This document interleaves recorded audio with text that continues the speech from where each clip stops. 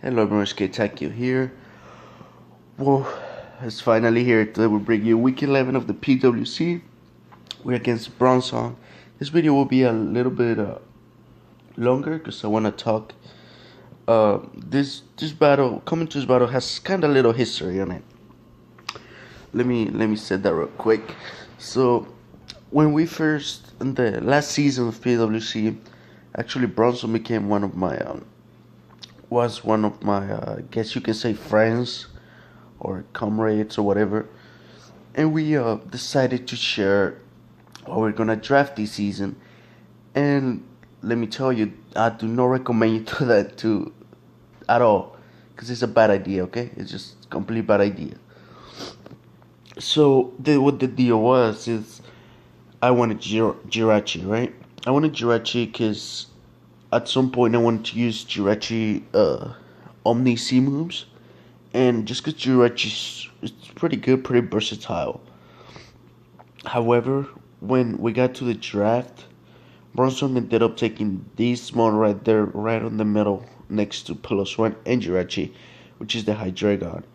I really wanted Hydreigon. Hydreigon was a very important part of my draft, and even though we had a deal with Bronson, he took it from me. So I decided, alright, fuck him. I will not give you the Mew. Which, yeah, we were going to trade. I was going to pick a Mew, then we were going to trade it for Jirachi. So I told him, fuck you, I'm not going to give you the Mew. And I'm going to take my other Dragon type instead, because I was fucking left with nothing. And then this guy swore to God he hated me from that point. And he just he's fucking been insulting me all the time and saying he was gonna crush me this match. And yeah, so he has the kind of hate to me. I really don't care. Like, this is just a game, dude. Like just chill. Like, come on, man. But yeah, I really don't care. Next thing is it just happens to be the exact time that if I win here, I take the first spot, because Sniper, the Savage Sniper, who beat me 1-0, he beat a Colton 2-0, so Sniper can still qualify to playoffs if I get a 3-0 win here against Bronson. So just everything aligned perfectly for me to give me a chance to beat this guy. If I beat Bronson 3-0, not only he stays out of playoffs, we get Sniper in playoffs, and it gives me the first position to get a first week bye, like a free quarterfinals pass, in like example. So yeah, so we built the best team possible, because I really wanted to win this match. I was about to lose.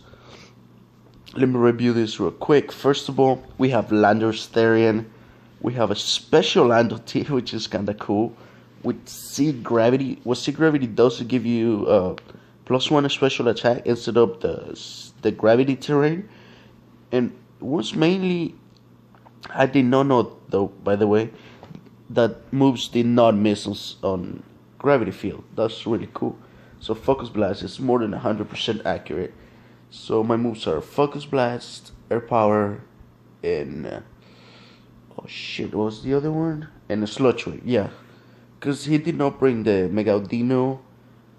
He did bring Lele, but Megaudino I really expected to bring, and he didn't bring it, so I guess that's good for us. They still have Cure Black coming back here with a wall breaking set with Life Orb, Iron Head, Ice Beam, and Fusion Bolt. Basically, it's just to wall break through his team. The only thing that could take hits from it will be the Jirachi, but we can play around that. As you can see, I'm not bringing Mega Lopunny this time, and that is because he has 3 potential Scarfers, those being Lele, Hydreigon, and Jirachi, and all of them beat Lopunny 1v1. So I decided to bring this last one here, a Selgor, but we'll talk about him later on. So yeah, no Lopunny this time around. First week I have not bring Lopunny the entire season, so we'll see if that affects us in any way. Next up we have Bronson. This is our check to Lele. Literally, Tapu Lele is extremely broken, and I believe this guy Bronson doesn't know how to use it correctly. Anyways, you have a Spidef, Bronson with Cassia Berry, so we can take some type of Shadow Ball C move, just Shadow Balls overall, with a Heavy Slam, Toxic, Stealth Rocks, and Earthquake. Next up we have Choice Scarf Greninja. I perfectly use this Greninja to speed any of his potential Scarfers, ranging from Lele, Hydreigon, or Jirachi, and it just can clean up late game if everything's weakened enough. Its move says U-turn, Dark Pulse, Ice Beam, and Gong Shot. No water move because I didn't thought he will need it. Ice Beam already hit the doggy, and I didn't expect Piloswine to be honest, but Dark Pulse still does a good amount to it. So yeah, it's Greninja for real. Hopefully our late game cleaner. Next up we have Hitmontop. Hitmontop here, we needed something to take hit of the Hydreigon, and Hitmontop has a really good special defense stat, so we decided to go with an Assault Vest Hitmontop to take Dracos from this thing. If it was Specs, it would be a little bit more harder to switch him, but we'll see that he's not Specs later on the match.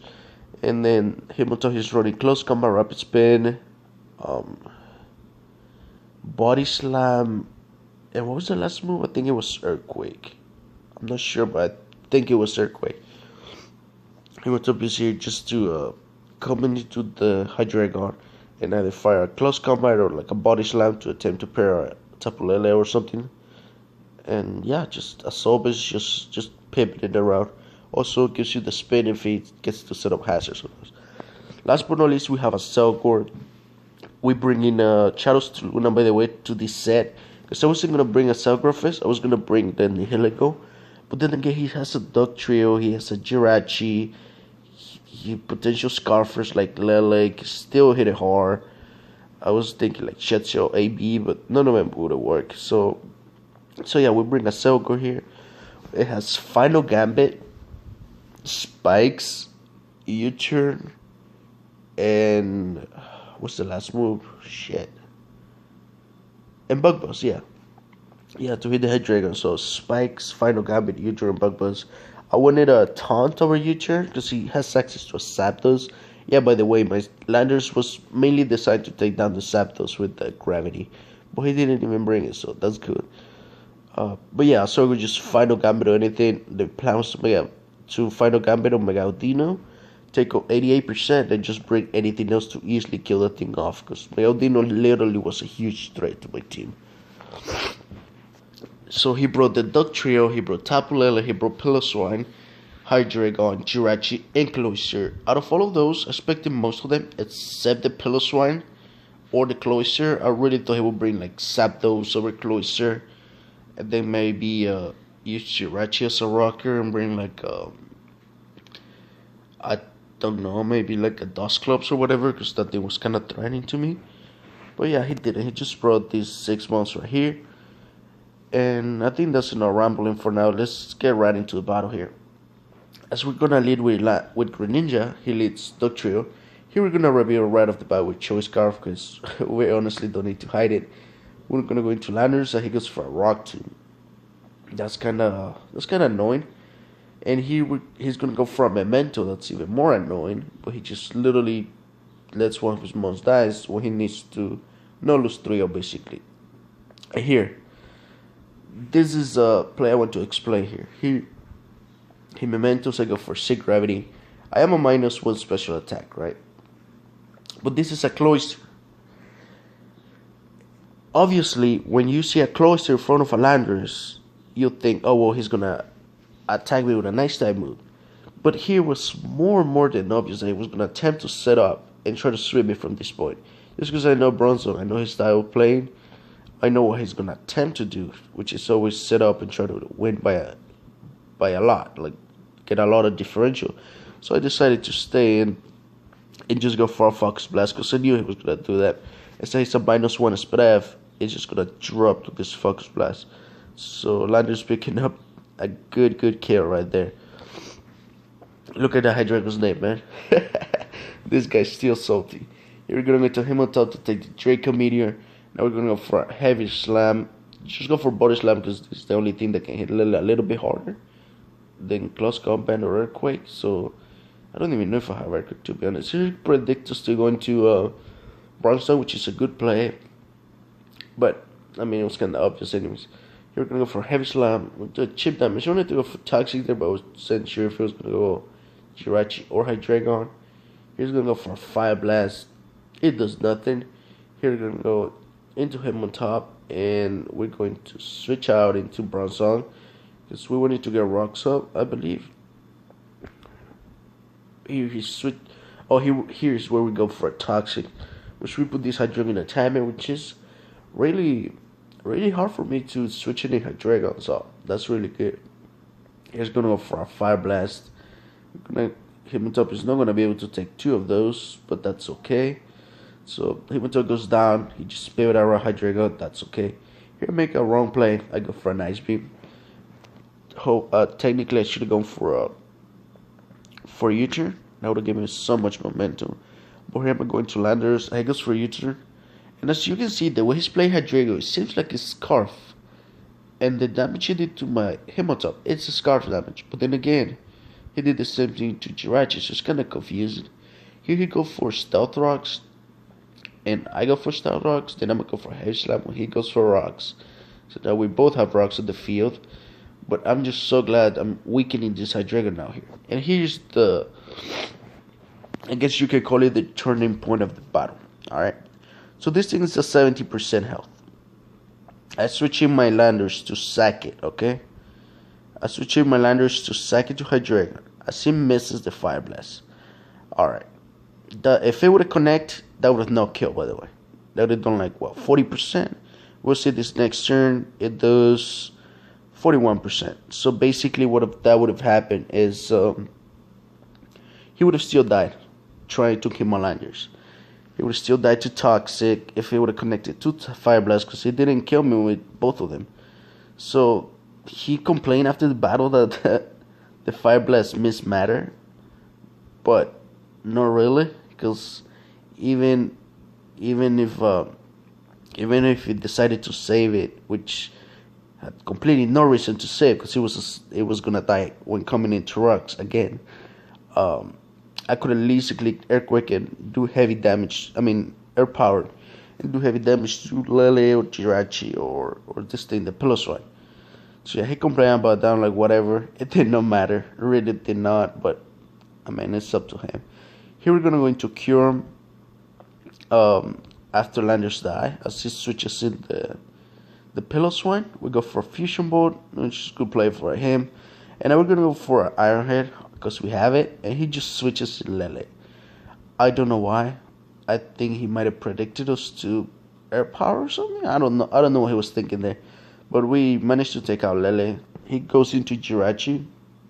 Look at that Jirachi's name, by the way. Just pointing that out. Here we're going to Bronson.